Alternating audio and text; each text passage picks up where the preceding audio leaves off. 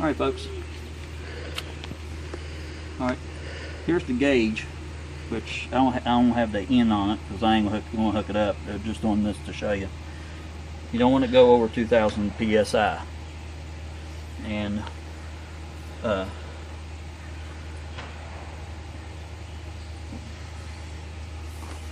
see here. Try and get somewhere where it won't break. Alright, what you got to do is take this bolt out right here, not this nut right here. Not this, but this. Now you're going to lose just a little bit of oil, but not much.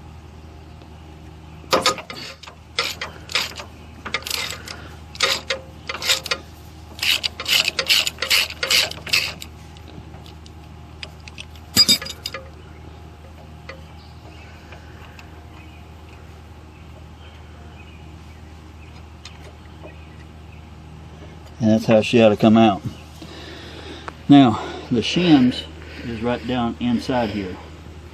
You can see it down there. Can you get them? I think so, yeah. You can get your finger in that, are you? No. I had to ask. But anyway, the matching number is a 4 and a 1 shim. Now I'll show you the shims here in a second. Now the shims that's already in there from the factory, you leave those in there.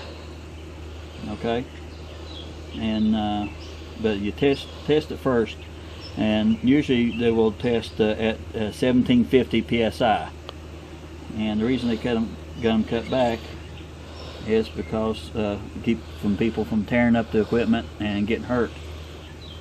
But I mean, I turned mine up because it was just squalling on every little thing, seemed like. And but anyway, and that's what you do. I put a 4 and a 1 in mine, and I tested it, and it brought it at 1975, I think. 1975 psi, which as long as it don't go over 2,000 psi, you're fine. Then you just put it back in. And let's see. I think I had to do this. Well, actually I think what I done was I stuck plastic in the socket so it wouldn't come back or push up in there. I think how I did it.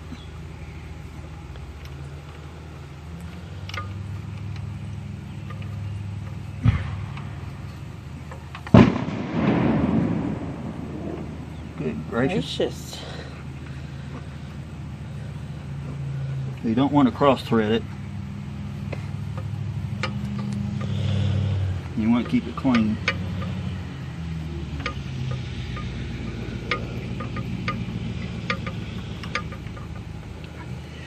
And you just give it a grunt and a half. You got to put this back in here so you can to test it. But that's all to it. Now, you can get these online too. Here's the one shim, 1 millimeter, and a 4 millimeter, and a 2. Now I didn't have to use the 2, but I used the 4 and the 1. That brought it up to 5 total, 5 millimeter. Like I said, leave the other shims that's in it. That came from the factory, and you can start off with that, then you can test it. And what I done was you can hook up to any one of them, but I took the quick connect off the the front end loader and put it on like that, and I starting idle, and I just put a little bit of pressure on it. And back up a little bit there. Okay. And you just put a little bit of pressure on it. Now that way you won't all that ram pressure on the gauge real quick. Then you let off, and then do it again, and see where where you at. Like I said, test it first to see where you at. That way you know for sure. Because this gauge here I got, it only goes up to 2,000 psi. The reason I got it just for this tractor, because it ain't supposed to go over 2,000 anyway. And because if you go over to 2,000 psi, you can damage the pump and your all your hydraulics. So you don't want that. Now, I don't know if it voids the warranty or not. It may do it, but that's what I did with mine, and I hope this answers some questions. Had a gentleman asked me about I've noticed yours digs better than mine does, and such, but that's why. I can get a root about the size of my thumb and it would try to squall on me. Of course, a lot of times I'm trying to do like 2 or 3 different combinations at the same time with the backhoe. You curl your bucket, ringing it up, or taking it out, or using the crowd. But anyway, that's how you do that, or how I did that anyway.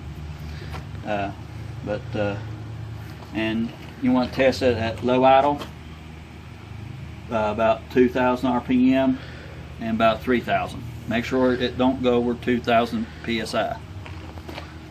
But I hope I answered some questions. I guess this is not a how-to video. This is how I done it. Just to beef it up a little bit. But don't go over 2,000. I can't stress that enough. But anyway, that's what you do with that. The socket you need is 7/8. And like I said, it's the one down below that, not the one up above. But that's what the kit that you need. Dave, you got the part numbers, didn't you? I did, I think. Okay, well they can always pause it and rewind or whatever.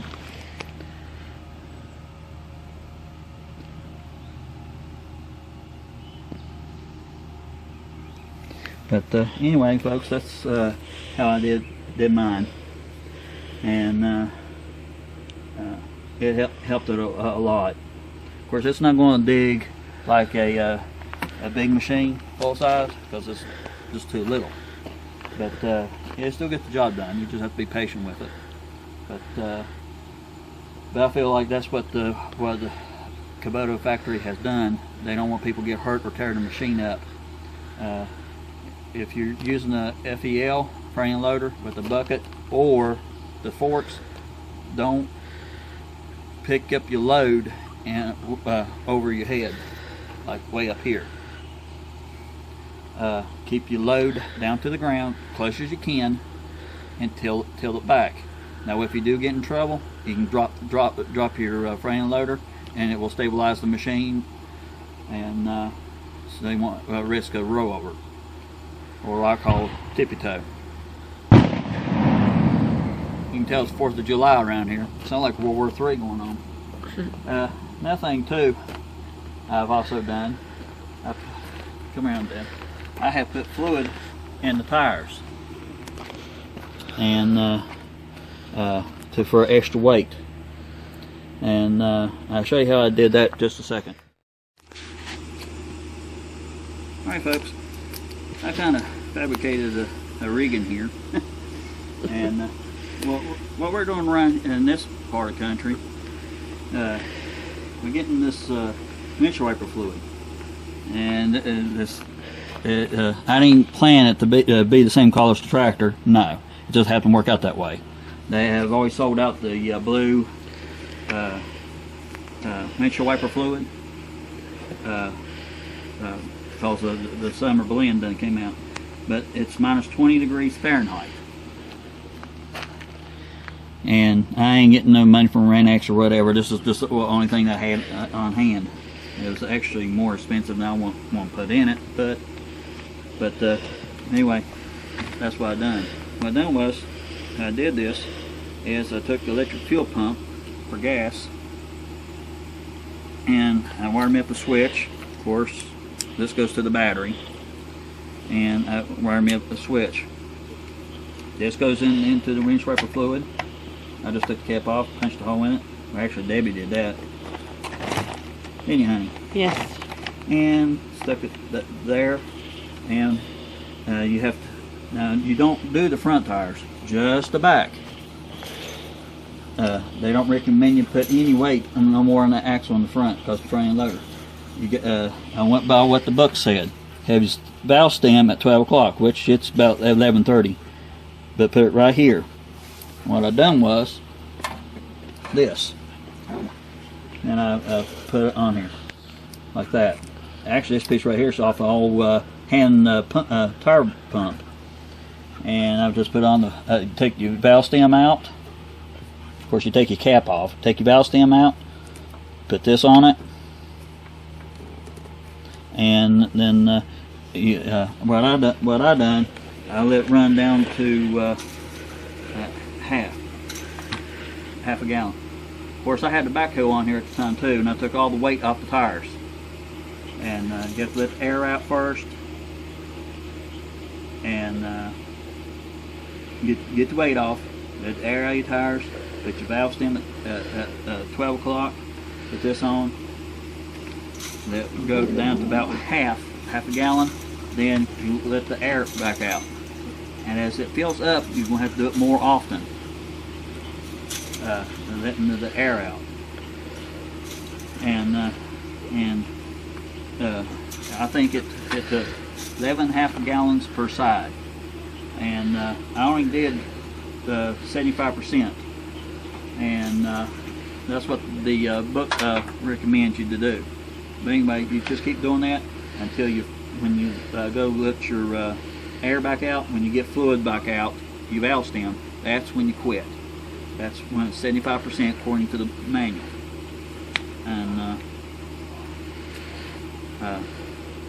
that's what I did. I'll show you here in the book.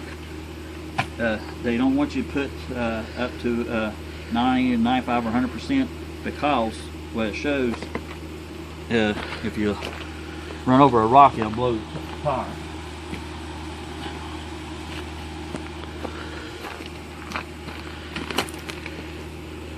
Okay, let's see. Alright, Deb, you come in. This is 75%. See the one? That's your air valve. See here? It's like showing a hump or a rock. It's too much. The tire won't give, so something's going to give. It's going to get the weakest point and it's going to blow it. But that way, it says 75%. Do not fill tires with water solution more than 75% of full capacity to the level of the valve stem at 12 o'clock position. So there you go. I know one boy filled his up like 95%. And I think that was a mistake, but that's my opinion. But anyway, so it helps stabilize the machine better and gives you more extra weight. Now, what I done, how much air pressure I put back in it was, first I put 16 pounds. The capacity of these tires is supposed to be 20, but I want better traction. I put it at 16 pounds, but when I go to mow, it's like mowing with a basketball. There's a lot of bouncing. So I went back down to 12 pounds. So it's 12 psi with the fluid. And remember, folks, if you do this, I apologize to anybody that already knows this. Preaching to the choir, I guess. But somebody might not know. When you check your tire pressure, make sure your valve stem is at 12 o'clock. Because if it ain't, you're going to get fluid. If no matter if you use windshield wiper fluid or calcium or whatever you put in it, you're going to get the fluid back in your gauge. And I guess if you live in places where it never freezes, you can use water. But very seldom it ever gets minus 20 degrees here, below 20, below zero. Of course, if it's that cold, I ain't gonna be outside anyway. But I don't want to freeze and bust. But anyway, like I said, it's just the back tire. It's not the front. And this will also give you more counterbalance for your front end loader picking up. But you still don't want to pick up no more than what the machine is capable of doing. And yeah, like I said, you want to keep your load very close to the ground, not scraping the ground, but just enough to miss the terrain. And I'm gonna put it over to 2,000 psi. So I hope that answers some questions from the emails and such. And I hope everybody has a great 4th of July and a safe one. Please be safe with the fireworks and such. And hopefully, it's humid as heck out here right now. 84 degrees, but it feels like about 90, 92. But anyway, looks like we're going to end up getting some rain here for too long. But anyway, everybody stay safe and God bless. Thank you for watching, and have a safe 4th. And thank you for our veterans for keeping us safe and everything that you do, and the veterans' families. I think that's pretty much it. And y'all take care. God bless. Oh, say, can you see by the dawn's early light what so proud